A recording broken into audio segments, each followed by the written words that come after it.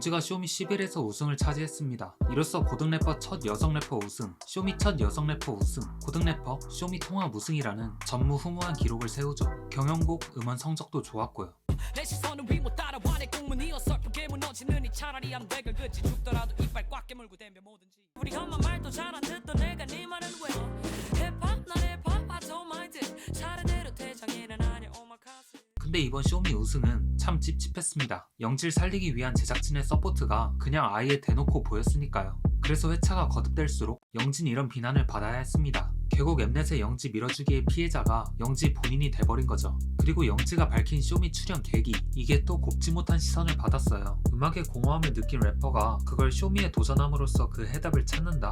여기에 힙질이들은 띠용합니다. 지난 4년 동안 앨범 단위 작업물 하나 없으면서 왜 방송 출연으로 음악적 방향성을 잡냐면서요. 사실 힙합씬에서 앨범이 없는 래퍼들은 몇 없긴 합니다. 블랙넛, 김대용, 실키보이즈 뭐 이 정도니까요. 근데 앨범이란 거 꼭 내야 하는 걸까요?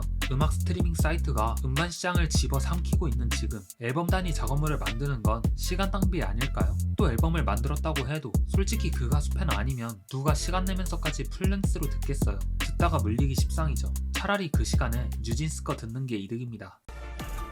뉴진스 하이퍼예요. 하지만 앨범이 갖는 의미, 상업적인 부분과는 별개로 아티스트로서 본인의 정체성을 수반하는 하나의 상징이 된다는 거죠. 또 앨범을 거듭내면서 자신의 건재함이나 성장 과정을 보여줄 수도 있고요. 그 대표적인 예가 켄드릭이죠. 그는 2011년부터 2022년까지 발매한 총 5개의 앨범을 통해 래퍼로서 정점을 찍었습니다. 앨범의 노잼 요소로 가득 찼는데도 켄드릭은 이걸 자기 정체성으로 삼았죠. 거기에 말도 안 되는 실력으로 마무리 지어서 켄드릭은 래퍼들의 래퍼가 됩니다.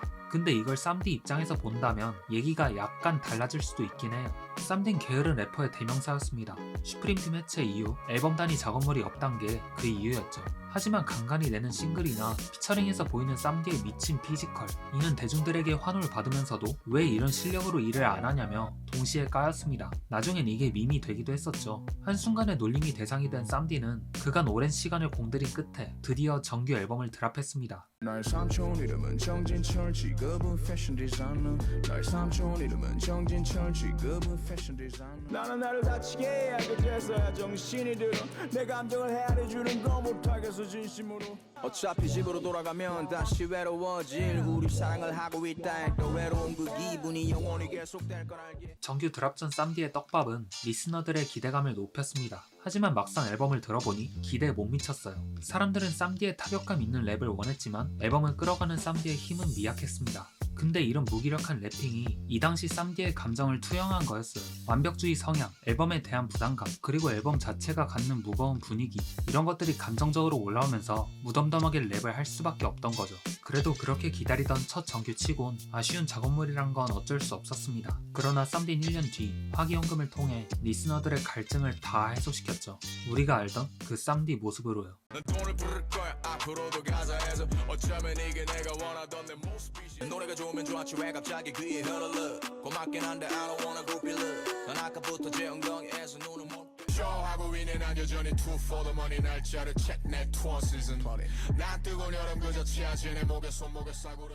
이게 바로 앨범을 내야 하는 이유죠. 쌈디의 첫 정규가 우울감으로 지배됐다면 첫 EP는 자신감으로 가득 찼습니다. 여기서 뭔가 한 아티스트의 서사가 그려지지 않나요? 우울감에 빠진 한 아티스트가 마침내 정규를 내면서 부담과 압박이 사라지고 다시 자신감 넘치는 모습으로 돌아온 거죠. 그래서 전 앨범을 만든다는 게 음악적인 걸 넘어서 하나의 문학활동이라고 느껴집니다. 그렇게 영지가 이번 일을 계기로 앨범을 만들어줬으면 합니다. 영지가 그간 밝은 모습 뒤에 감춰왔던 내면의 이야기를 꺼낸다고 하면 너무 기대될 것 같습니다. 또 랩메이킹도 잘하는 편이라 그 이야기를 잘 풀어낼 수 있을 것 같고요. 예능인 이영지가 아닌 래퍼 이영지로서 말이죠. 그리고 영지가 앨범을 낸다고 해서 반감을 사는 이유는 없을 겁니다. 그 시도 자체가 의미 있는 거니까요. 그럼 저는 다음에 돌아오겠습니다.